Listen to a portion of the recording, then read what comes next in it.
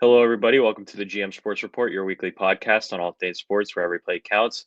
I'm Grant, and I'm here with my co-host Mason as we get ready to cover the latest news, headlines, and upcoming events going on in the sports world. Make sure to like, comment, and subscribe to see all things GM Sports Report. Mason, how are you doing today? I'm doing good, Grant. How are you? Doing pretty good, man. Super Bowl happened. I know you're excited about the outcome and Jalen Hurts getting his MVP as he should have. So I'm sure you're looking forward to talking about that. Yeah, let's get into the hot take, eh? All right, we're gonna start out with our hot take and underdogs of the week. So Mason, go ahead and start with your hot take of the week. All right, so my hot take is that the Chiefs turned out to be as fraudulent as many had figured. Um, I don't think that's as much of a hot take after we kind of been picking it up all season. I honestly thought it was going to be a bit of a closer game. We'll get more into details further along in the video or in the podcast. Just wanted to say the Chiefs were not good as what everyone was saying. So, yeah. Yeah, I like that because we had been picking at that all season long, Yeah. and we've been getting flamed by Chiefs fans on TikTok, and looks Mhm. like we were right all along. So we're just gonna leave it at that. My hot take of the week is this is like a personal hot take for me, and that is I am excited that football is over and it's time for spring training and baseball season. I think it's a hot take because obviously everyone loves like the NFL season, and I do too. I don't. I love it. I love watching every Sunday. I think it's one of the best times of year, like when you get to watch football Sundays. But I don't know if it's because my Dolphins were bad this year, or if it's because the Cubs are looking like they're going to be favorites in the division this year. But I just find myself so excited for the baseball season. So I'm glad that we're one step closer to baseball season because I cannot wait for those summer baseball games. So yeah, that's my hot take of the week. Yeah, I'm gonna touch on that a little bit. I don't think that's a hot. Well, for me, I don't think that's a hot take at all.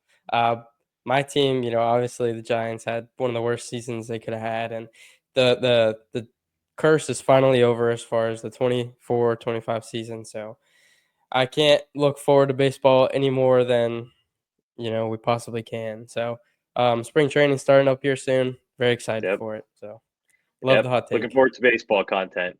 Um, Yes. Now we're gonna slide over to our underdog of the week. So Mason, I'll let you go ahead with that one. All right, so my underdog is Max Christie. He had a phenomenal game, first game on the Mavs, and drops 23 points, 4 for 5 from three, including the dagger to beat the Houston Rockets in his first appearance on the Dallas Mavericks. So, um, he wasn't one of the biggest names in the trade that obviously was involved with the Luca and AD trade, but he definitely made his presence known that he can be a big name to come and help out that Dallas team. Uh, I we saw that AD went down. I think he's out for a little bit. I'm not too sure on the timeline, but hopefully Max Christie can be pretty big for Dallas. And yeah, he's my underdog of the week. Yeah, when that trade had happened, obviously everyone was talking about AD and Luca, but I was kind of surprised when no one was really mentioning Max Christie's name because he's a good young prospect in the NBA, and Hmm. he's shown just that in these first couple of games he's played for them. So, yeah, I agree with that 100%. I think that's a great pick for underdog of the week. I'm a big Max Christie guy, so I like that. Hmm. My underdog of the week is Vic Fangio, the defensive coordinator for the Eagles. That dude called himself a game against the Chiefs in the Super Bowl. I mean, it was a dominant performance. I'm sure we're going to get into the specifics later. Um, but just a great defensive game. And it just pains me because the Dolphins had him as a defensive coordinator last year and things didn't work out. And he ended up leaving us and going to the Eagles. And then we go and see him do that dominant of a performance with that defense against the Chiefs, who are considered to be the favorites going into the Super Bowl. He made them look silly. So my underdog of the week is Vic Fangio, as much as it pains me. Nice. Yep. All right, so now that we're talking about a little bit of football, we're going to slide into the big game and kind of just discuss our thoughts on the Super Bowl. Mason, I was wondering what your thoughts are. So my overall thoughts. Honestly, I'm a bit disappointed. We all kind of saw that the Chiefs were struggling with winning games, but also not winning games, if that makes sense. Like they weren't winning them in good fashion enough to be able to, I guess, put up as good of a performance as we may have thought. They just they couldn't get anything going, and it was very upsetting to see. As a Giants fan, just watching the Eagles absolutely dominate.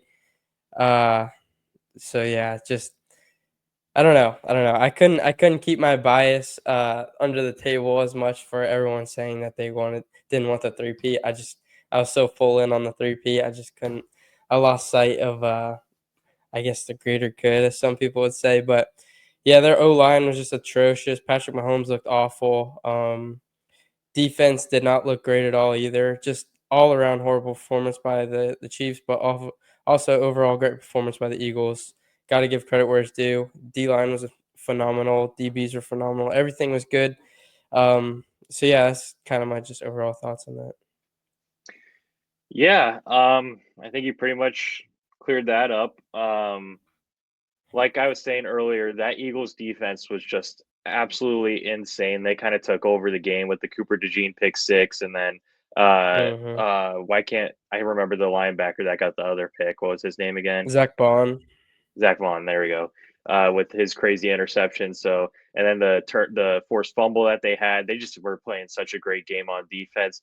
And I thought something that was crazy is they were putting that much pressure on Patrick Mahomes without even blitzing. I think they had like six sacks with zero blitzes at some point in that game, which is just absurd. That D line is crazy.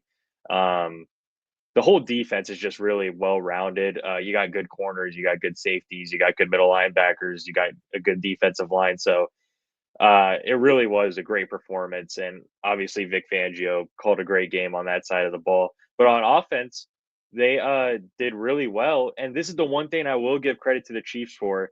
They stopped Saquon Barkley. Saquon Barkley was not able to hmm have a big game, but that didn't matter to the Eagles because they're able to find big games in AJ Brown and Devontae Smith. Dallas Goddard got a couple nice receptions. Dotson had a couple nice receptions.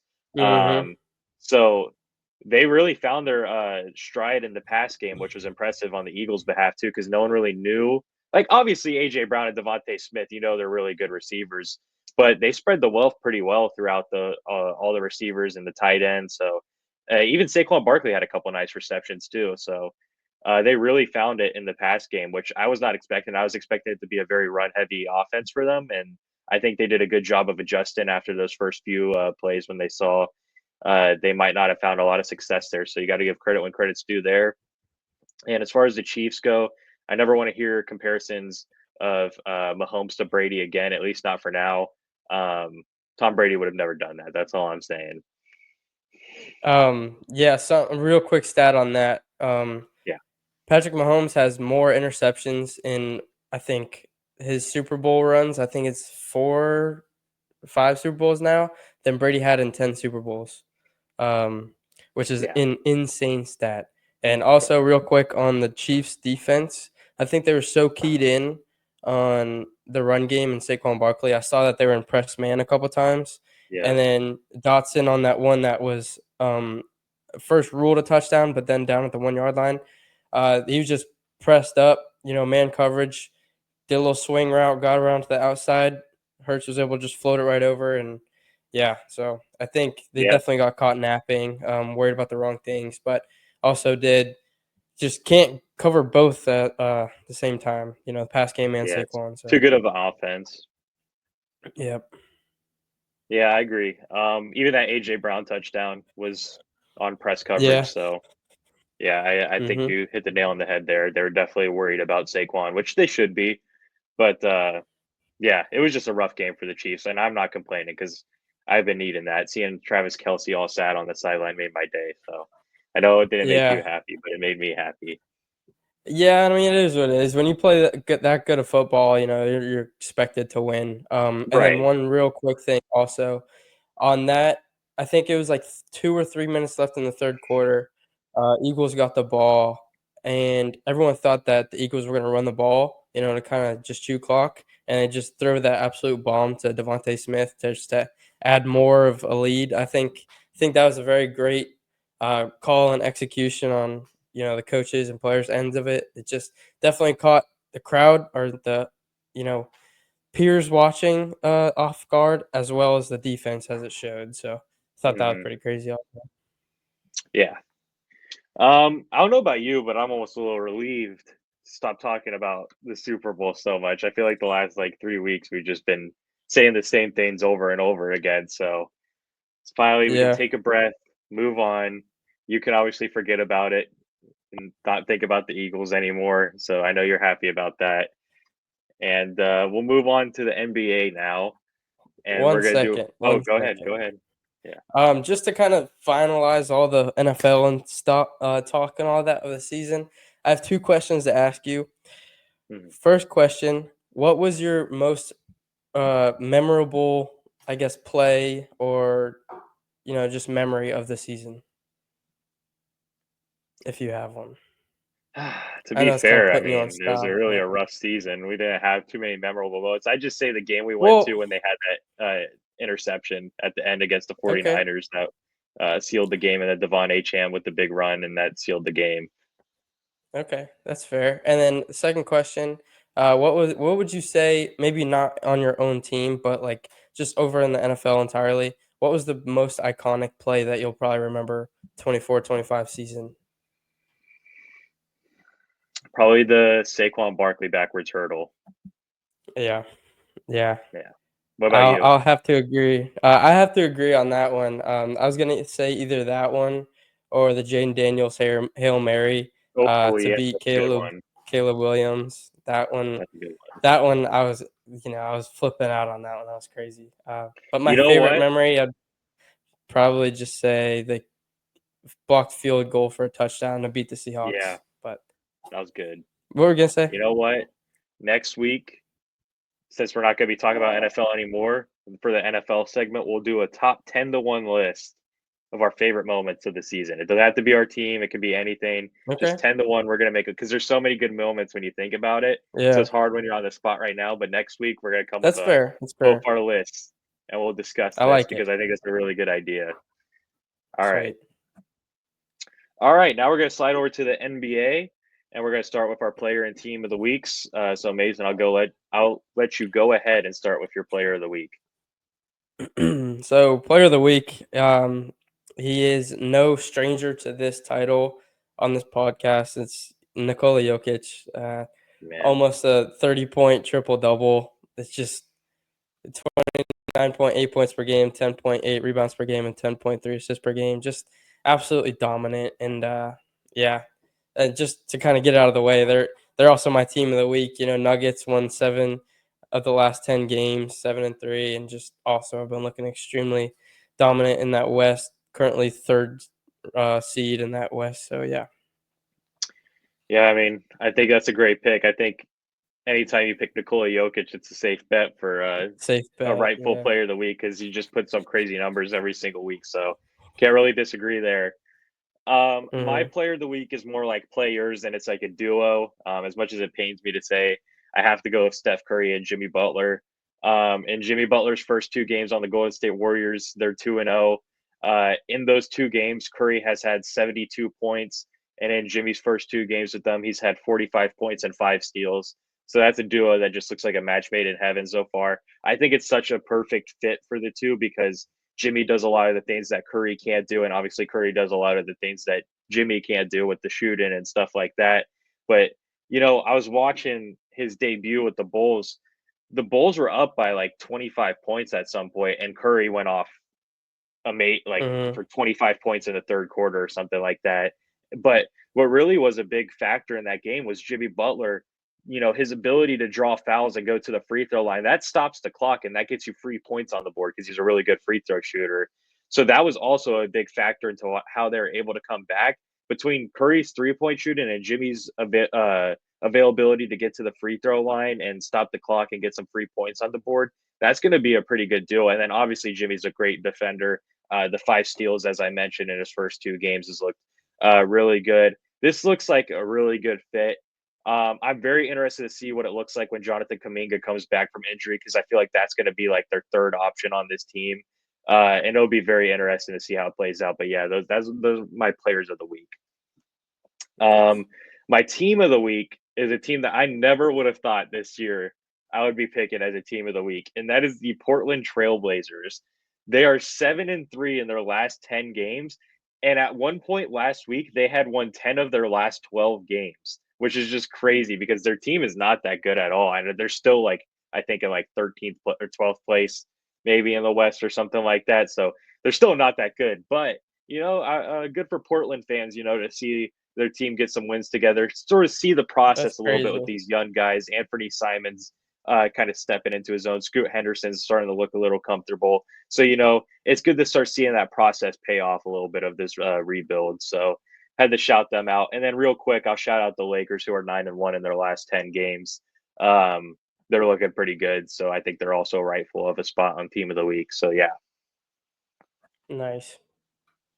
All right. Coming up this weekend is the NBA All-Star Weekend. Mason, are you excited for All-Star Weekend, or are you like most of the fans where it's like, I don't really care. It's not like the games are any good or anything like that. I'm very interested to see the three-team kinda format.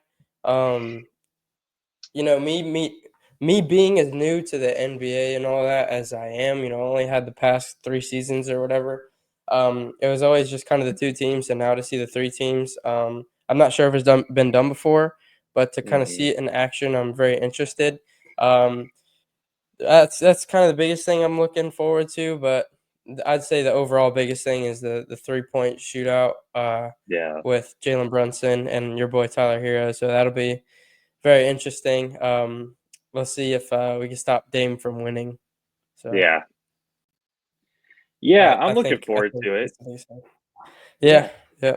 I'm looking forward to it. The new three-team thing. I'm interested to see how that plays out because I remember it was either 2 or 3 seasons ago they started this multiple team format with the Rising Stars game where they had like a Mm, 4 separate teams and it was like a tournament style thing. I can't remember off the top of my head what the exact three-team format's going to be for the All-Star game. I can't remember it 100%, but if it's anything as good as what the Rise of Stars has been the last few years, I think it'll definitely improve the product a little bit. I don't know if this fixes the whole thing of like players not really going out there and trying. I don't know if you'll ever be able to get them to try, to be completely honest. But it should be interesting. It's something new, why not try it? And something I saw about the dunk contest that's interesting to me is it looked like there might be a new system where fans' votes have a say in the dunks, which I think that's a mm, great move if that's true. Because there's so many times where I feel like the judges mess up the scores and like all the fans can blatantly see that. So it will be interesting to see how the fans' voices will be heard in the dunk contest. And the 3-point contest that's the one I look forward to the most every single season. yeah. I think it's the most entertaining. I think it's the most competitive out of all of them. So I'll be interested to see how that is. And yeah, I still think the All Star game needs to add a 1v1 tournament. I think if you want to see real competitive basketball, that's what you got to do is have like a 1v1 bracket between all the All Stars and see how that plays out. I just feel like that'd be so much fun to watch. So I hope they do Yeah, it that sooner would. or later. Yeah, we'll see how it goes and talk about it next week. But I'm actually looking forward to it this year. I know a lot of people aren't, Yeah. but I am. All right, now we're going to slide over to the UFC where Sean Strickland and Dracus Duplessis fought each other. That's the only fight we're really going to talk about because, to be completely honest, we didn't watch any of the other fights. So, yeah, Mason, what are your thoughts on DDP versus Strickland too? So first off, I just kinda wanted to say that I wasn't able to watch the entire fight. Thankfully, also, I have a big thing with, nose injuries, so I couldn't even watch, like, the replay of it. Um, but with that aside, it seemed like that, uh, Strickland just was holding back the entire time and that the DDP was just, getting all his shots off and just being the aggressor, and which it's frustrating because if you're a fan who supports and wants to see Strickland win, and for him to talk all this big game and then just be conservative almost every fight that you've seen, well, at least the last 2 fights, it's you're not gonna win that way, and he even knows it because you know it's just it's I just can't say enough that it's frustrating, and he's just playing getting his butt whooped. So Yeah, I wasn't able to watch the full fight, but I just know that he was not the aggressor, and he just lost. Just lost. yeah. Yeah, when they fought for the first time, I was one of the ones that thought that Strickland might have gotten robbed. But boy, in this second fight, there is no denying who the winner was. No, Strickland looked so flat and bad, and obviously, dealing with a broken nose at some point in the fight probably affects you there from there on out. So after that happened, I didn't really see a way for Strickland to win. But yeah, like you were kind of saying, the Strickland fights, his last few fights, they just have not been that entertaining. He's a big talker in the press conferences, and oh yeah, you love what he says, and you're like, oh, this guy's about to come out and rip someone's head off, and then he just marches around doing his little pelican style leg kick checks and the whole throws a couple combinations. Yeah, his little yeah. So it hasn't been entertaining the last couple times. I'm interested to see if they'll maybe do a Strickland versus Adesanya rematch because I feel like they're both kind of fading right now, and one of the two of them needs to come out with a big win here if they want to resurge their career a little bit. So I'll be interested to see if they do that fight. But yeah, this fight was definitely not entertaining at all. Neither was the card. So yeah, that's all I pretty much have to say about it. Good job by Dricus Duplessis, I guess, but it looks like Kamzat's coming for him, and that'll be an interesting fight wow. to see. Yeah, I saw DDP kind of say like, "Why don't you just throw Adesanya and Strickland on a fight night, and then Yeah, whoever wins," yeah, which is crazy. they're not wrong. I mean, No, I Adesanya did just know. get knocked out on a fight night, so Yeah. Ah, gosh, that's crazy. yeah, what a fall from grace. Anyways, we're gonna slide over to segment three, which we started a few weeks ago. Our trivia segment. Mason's gonna be giving me the trivia this week. We're gonna do 5 questions. Go ahead. Do you know ball? That's what we're All right. calling it. Yes. All right, well, so let's start with Do You Know Ball. We're gonna do 5 questions this week. Hopefully, I know ball this week because I'm a little nervous I right now don't for think some I don't reason. I think you should sweep. I don't think Okay. they're that bad, especially being as, long of a fan. All right, question 1, Miami Dolphins. Mm. Who was the starting quarterback before Tua Tagovailoa? Uh, okay. See, I just want to Oh, disclaimer. No, I know. I think I know the answer, but disclaimer. okay. I started watching Dolphins seriously once Tua was the starting quarterback, but it was Okay. why is his name Tannehill? Right? No, no, no. It It was wasn't a bridge Tannehill. quarterback in between. It was a bridge quarterback. What was the initials? RF. Oh, Fitzmagic. Yeah, yeah, Fitzpatrick. Yeah, yeah, I was yeah, gonna yeah. I was gonna I give don't you know a hint why and said I don't know why I thought Tannehill was after Fitzpatrick. I don't know why I thought that. no, no, no. So yeah, Now that he's I like think the about biggest it. bridge quarterback. Um, I just remember one of the clips being like, "It's not my job to train to Right. Yeah, be yeah, yeah. NFL I ready," remember and that I was now. like, I remember it "Wow, all now. I remember it. okay, Damn. all All right, right. I'm not giving myself a point there because I said Tannehill. okay, So that's fair, that's fair, that's fair." I'm not giving myself a point. I You gotta should be sweep the better. rest, man. You will absolutely sweep the rest. How many finals appearances have the Miami Heat had? Oh, okay.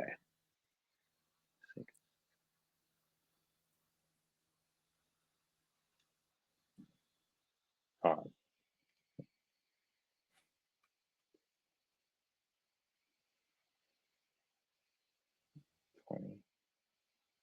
26. 7. 7. So it's oh 06, obviously. Oh Or oh 08. six. 06, I'll look it 11, up real 12, quick. 13, 2020. And then okay, right. All right. Because they three-peated, didn't they? 11, 6 or 6, They 11, well, they 12, three-peated 13, making it to the finals. They didn't 14. win all three, and I remember that. Right. I think I'm missing one in my head right now. 20 and then 23. Yeah. So Lakers and then Nuggets. So What? Maybe I just good. miscounted in my head. I don't know. I said Maybe. all those series in my head. I don't know why I came out with 6, but oh well. Okay. All right. That's fine. All right. This one you should know. All right. Question 3. What was Wrigley Field's previous name before Cubs started playing there? I honestly didn't even know it had a name before Wrigley Field. I thought it was Wrigley Wow. Field the Okay. whole time. I thought that was gonna be kind of like a MetLife. It used to be called Giant Stadium. No, dude, I Okay. thought it was So Wrigley because it's been Wrigley for like over 100 something years. I thought it was just a big because I was looking up so many trivia questions and like this one that kept popping up and I was like, okay, if this keeps No, popping dude, up, I I don't. should know it. I don't. It's been That's Wrigley. fine. Yeah, it's been Wrigley forever. It's I don't it's even called know. Weigman Park. That doesn't even ring I a didn't bell mean in my head. That I, doesn't I even didn't ring mean to a go bell. this far into the bag, so I No, might just that's retake fine. this whole thing. Wow, I'm All right. doing putting up a pretty bad performance here. No, this is my fault, I guess. So, question 4. What is the only current major league stadium older than Wrigley Field? Oh, Fenway. Okay. All right. Got that one. So, question 5. Which 2007 Heat player attended Marquette and had his jersey retired there? Which what? I'm sorry. Which Which 2007? Heat player attended Marquette and had his jersey retired there? Like he had his jersey retired there in 2007, or he was drafted in What does the 2007 thing have to do with this? Because I want to say I think Dwayne he Wade because he was. wade to Marquette, but Yeah, it's Dwayne Wade. It's okay, Dwayne but you Wade. I threw don't me know off with what the 2007. 2007 thing. I was I like, don't know. It just said okay, yeah, it might Dwayne have Wade. been. Yeah, it might have been retired in 2007. So Okay, gotcha. All right. because he was there from 2000 to 2002. So Yeah, yeah. yeah, I didn't mean to go that hard You were on the making me think it was like questions. a I rookie guess. from 2000. I'm like, whoa, what's going on here? No, But yeah, no, Dwayne Wade. no. Gosh, I gotta do better next Um, time. I only got 2 that's right. my fault. I went No, too we're far into good. the bag. It's all good. All So right. yeah, Well, I will get you next round. I'm gonna have to find some yeah, tricky I'm ones for not you next looking round. forward to No, it. I No. messed up so bad on that Dolphins one. That's gonna make me so mad because I knew that. I don't know why I said Tannehill. I knew it was Fitzpatrick. I don't I know think why it's I just said because that was the biggest name before too. Like right, Fitzpatrick's been like such like a NFL name. Like he's been so many places, but Tannehill, he's right. only really been to Dolphins and then obviously Titans. So Yeah. yeah, that one's like a little tricky one, but I thought you were gonna get that one. So we're And the good. Heat finals one's making me mad too because I counted. Now that I'm like counted, I am getting 7. I don't know where I came up Okay, with let's do 6. it. Let's do it. Let's count it. So go. Okay, all right, that's fair enough. I guess I don't know why I said 6. I really Well, don't. count them. Count them. Can you say them? Oh, it Yeah, was yeah. oh 06, Yep. oh 08, Mhm. 11, 12, 13, Yep. 14 also. and 2020. You missed 14. Or 12, it was 12, 13, 14. No, I thought it was 11, No, 12. they went to 14 too though. So it's 8? No, so Or 6, no. 11, 12, 13, 14, Okay, yeah, 20, yeah. So 6, 21. 11, 12, 13, 14, 20, So you 23. missed 14. Yeah, Okay, you just gotcha. thought you didn't. Okay, okay, okay. Right. We good. All right, whatever. It is what it is. I started watching them in 2018 or I 29, no, know, I know. 2019, 2019. So it is what it Sorry. is. Okay. All right. Well, that's pretty much going to wrap up the episode. So thank you guys for tuning in to this week's episode of the GM Sports Report, where every play counts. Please make sure to like, comment, and subscribe to be able to see our weekly episodes on all things sports. For additional content, check the description to see links to our Instagram and TikTok account. This is Grant and Mason signing off for now. Have a great week, everybody. Thank you guys.